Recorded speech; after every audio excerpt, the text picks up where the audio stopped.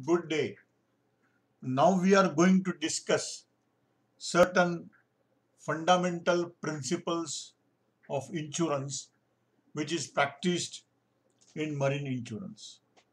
Marine insurance is following these fundamentals, and this particular chapter is devoted only for these fundamental principles.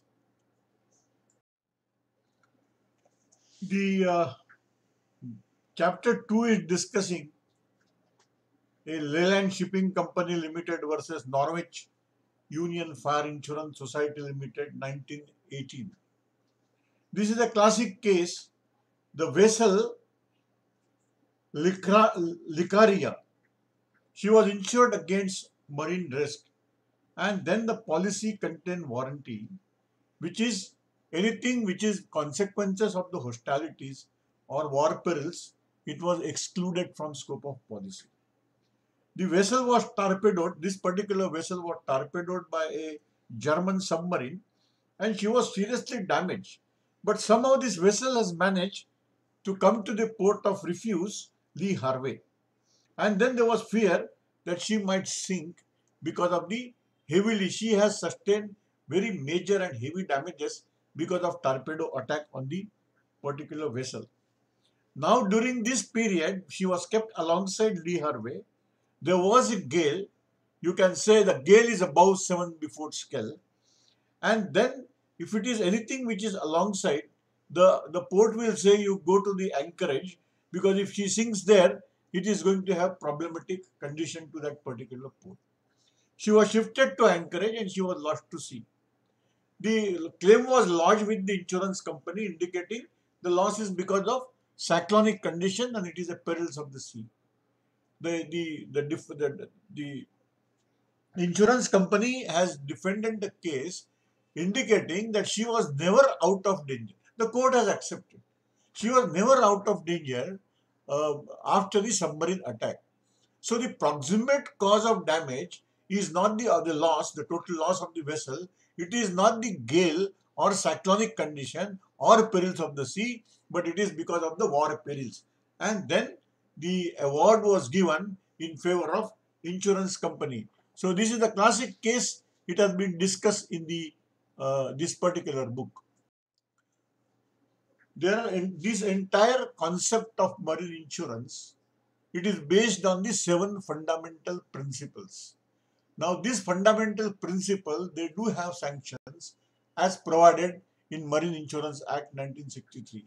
This is very, very important. The principle of insurable interest. You must have insurable interest at the time of taking insurance. Principle of utmost good faith. There cannot be fraud. There should not be any cheating. The principle of indemnity. So whatever it is lost, you will be indemnified. Your loss will be made good. You cannot make profit out of loss. This is the principle. Principle of subrogation, that under contract, whenever the insurance company is settling a claim, the recovery rights are taken by letter of subrogation, and then if deemed fit, insurance company will pursue a recovery from the carriers or port or bailey or container freight station or ICD. The principle of abandonment. Whenever there is a CTL is constructive total loss. That means the salvaging, repairing, refloating, towing, taking it to port of refuge, taking it to dry dock for the purpose of repairing.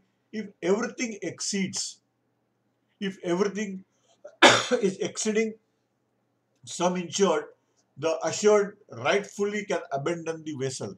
Now, abandonment to insurance company, it is not accepted by insurance company, because they say that what we have covered, it is only the vessel or the cargo, and any liabilities attaching with that will not be. So, whenever somebody writes a letter of abandonment to insurance company, you obtain a legal draft and give an appropriate reply that we are not accepting it.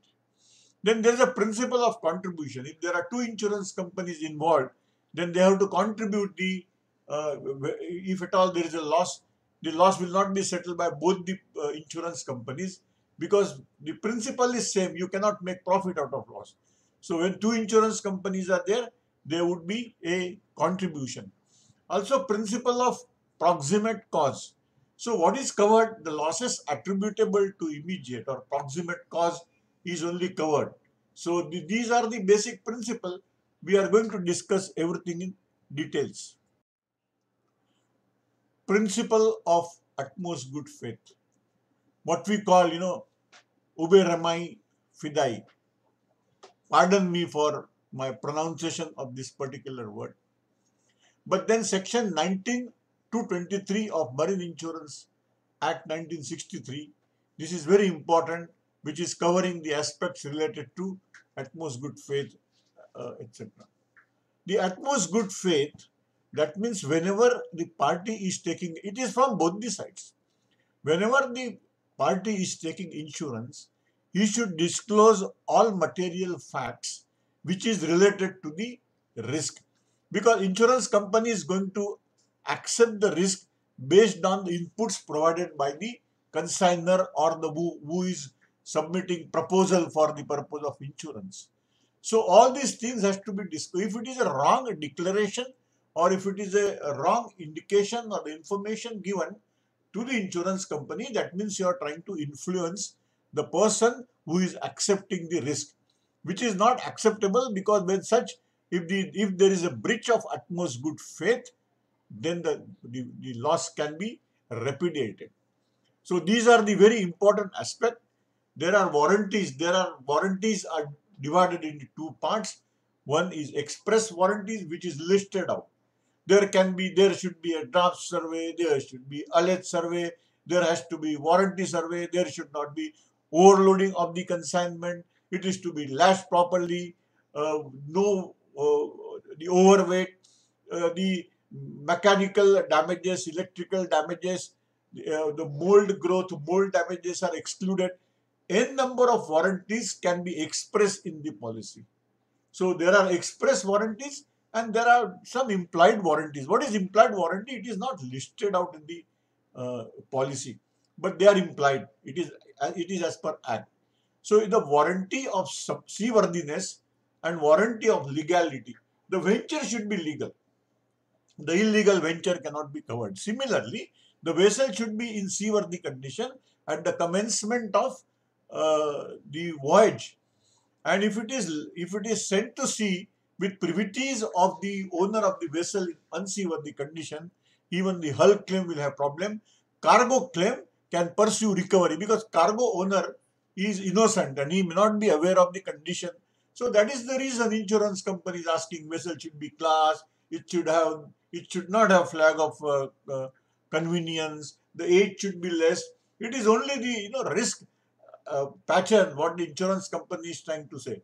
But then otherwise, seaworthiness, it is an important warranty which is provided in the Marine Insurance Act. Breach of warranty.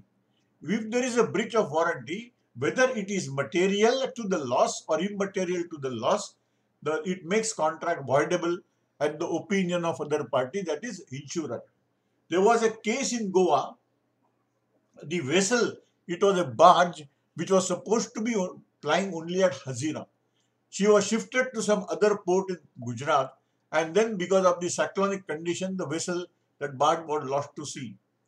I was asked by the judge or the lawyer that, are you aware that New India Assurance Company's claims manual, it is indicating if there is a breach of warranty which is material, then the claim will be settled at 70%, otherwise some different percentage are given. My answer was no, I do not know.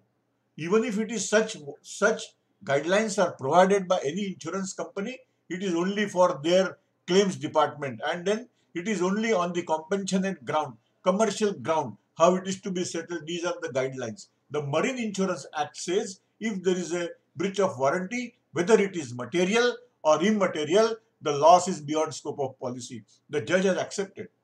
Judge said, yes, what you are telling is right. You have got nothing to do with the manuals or the claim settling manuals provided by insurance company. You must be guided by the act. And then the judgment was in favor of insurance company. This is another very, very important principle of the insurance, that you should have insurable interest at the time of loss. So there must be physical object exposed to marine perils, and the insured must have legal relations to that particular object. Either he is a consigner or he is a consignee, he is a purchaser or a buyer. There should be direct relationship. Maybe you have purchased it on high sea sale basis, but try to understand with the introduction of Incoterms, the terms of sale, the titles of goods are changed when the ship is loaded. And then who should take insurance? Even if the insurance is taken by consigner, when the vessel sinks or after arrival, if there are some problem and the consignment is lost, damaged, particular average, general average, the claimant is the consignee, because this is a dynamic risk, the valuation is dynamic, and then there is the titles of the goods are transferred. So this is very, very important that you should have a insurable interest. There could be contingent interest. For example, that somebody has not taken, the buyer has not taken the policy, and then there is a loss to your consignment because of maritime perils. If you have the contingency policy, you may be in position to pursue claim with the insurance company. So a assurer must have reasonable expectations of acquiring such interest, and assured must have interest in the time of loss. That means at the time of loss, the titles of goods are changed to consignee, so consigner cannot put up a claim. You see, there is also another school of thought which people are arguing, they are not accepting, but maybe the personalities in the market like Balasar, etc. He said that this 10% which is added for the benefits of buyer can be dispensed with. It can be avoided because it is provided for the buyer, for the receiver. And if there is a loss before loading a vessel, there should not be legally he should not be in position, the seller should not be in position to claim that markup of 10%. The market is not appreciating this concept. They say this being agreed value, we have received the premium, so whoever is having the insurable interest, we will pay accordingly. So what kinds of insurable interest are there? There is a diffusible insurable interest. There is a contingent. I have already discussed about the contingent insurance. Then there is a reinsurance. Then there is advance freight paid. There are crew wages. You see, crew wages, because whenever there is a loss and when the crew wages are involved, the first thing when the vessel is sold as a distress, the first thing is crew wages are settled. Then there are other mortgages, etc. are settled. And then the passage of interest and assignment of policies. The policies are assigned. So there are various type of, like banker's interest is there. Even after titles of the goods are changed, the seller will have insurable interest till the time he is not getting amount paid for his that particular consignment. So these are all other kind of insurable interest. Person should know about it. Principle of indemnity. How much, whenever there is a loss to me, how much insurance company will indemnify? You see, try to understand the sum insured is the highest limit for indemnification when it comes to cargo insurance, etc. In case of hull, there could be, salvage, etc. It's a different thing for minimizing losses. So like other insurance, marine policy is also a contract of indemnity. So whatever is your loss, I used to tell a story that there was a woodcutter and his axe is falling in sea. And then when he was crying, the Lord Shivji comes and he's asking what happened. He said, I have lost my axe in water. He was a woodcutter. The Shivji is very happy and he's trying to he's taking out a golden axe and gives to him. He said, no, sir, this is not my axe. Then he's giving silver. And then also he's telling, no, sir, this is not mine. Then he's giving the actual, his mild steel or the forged steel axe to him. And then he's telling, yes, it is mine. So that is if I have lost a axe which is of forged steel, I cannot claim a axe which is made out of gold. So that is the principle of indemnity. I can try to say that you should get whatever is your actual loss.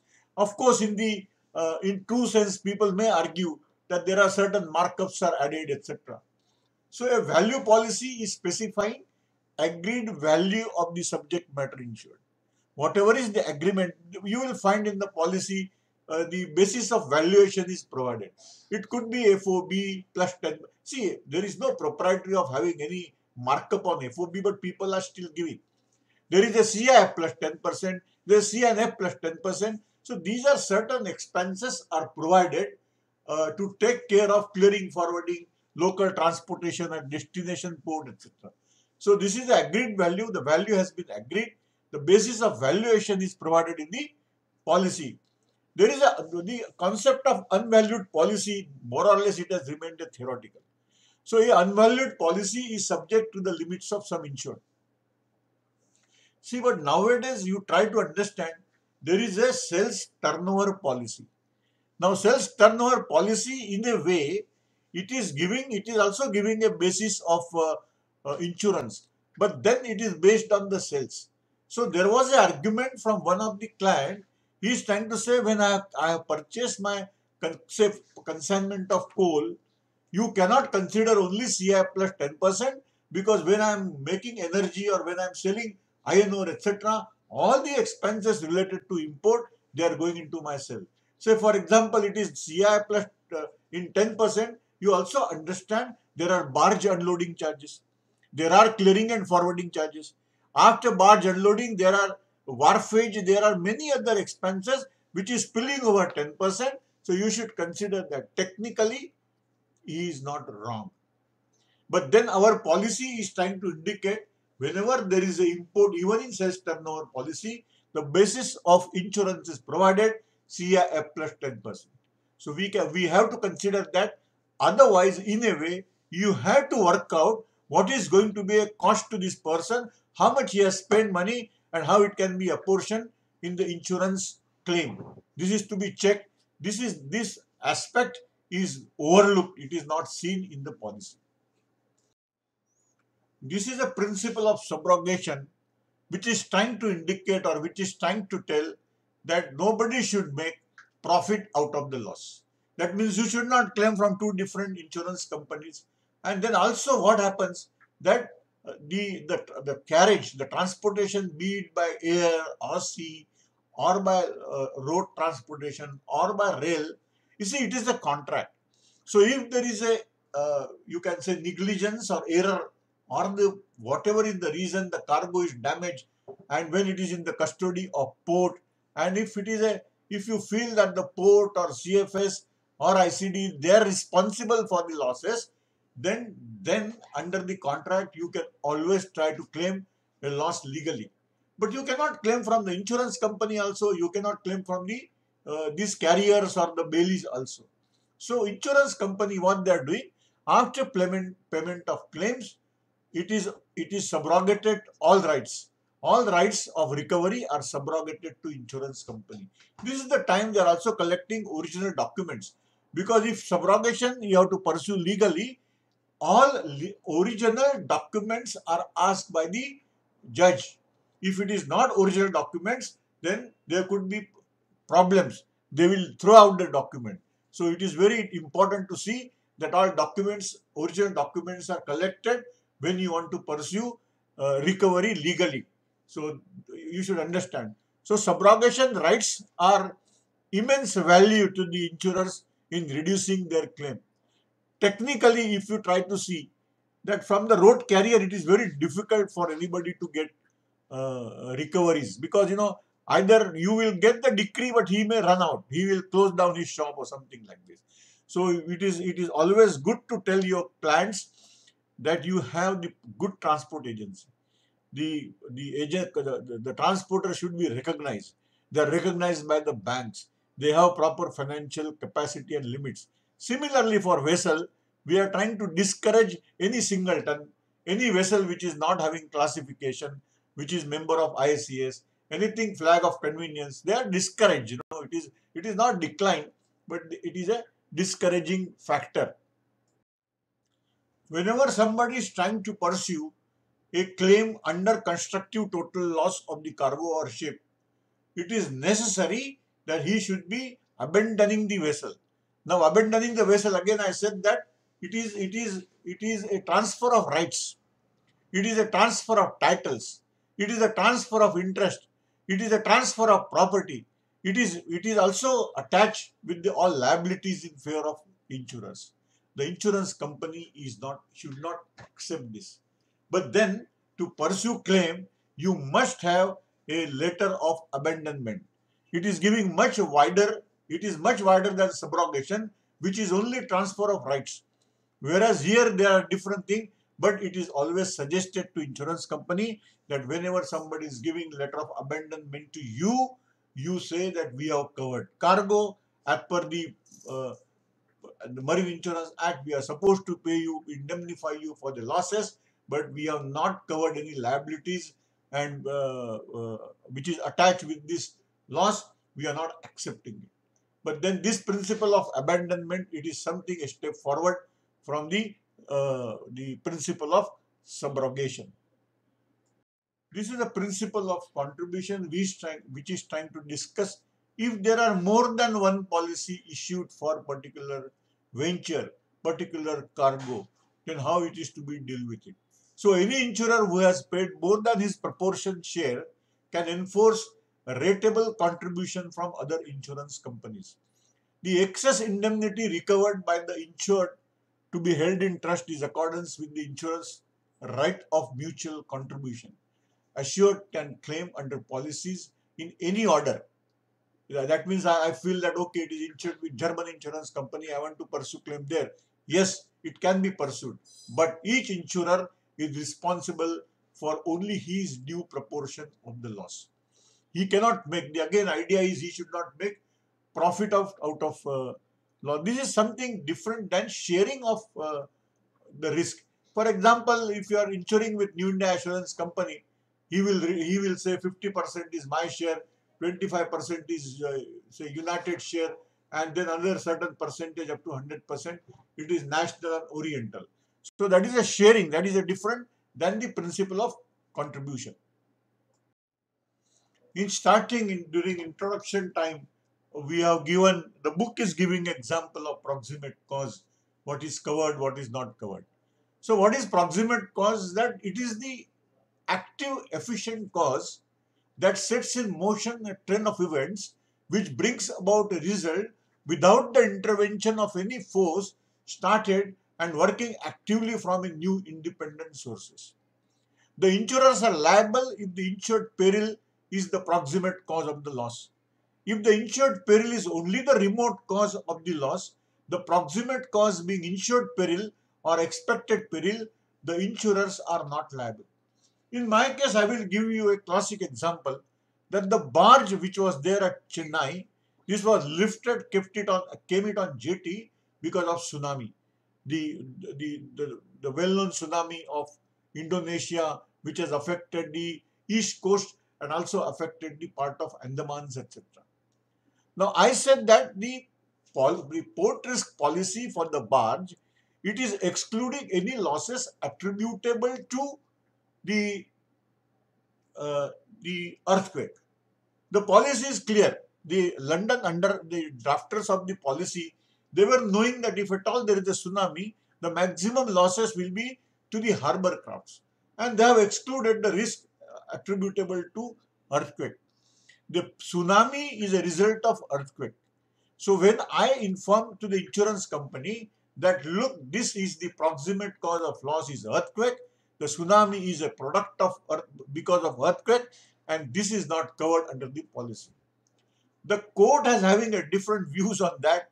It was a consumer in a way, consumer court.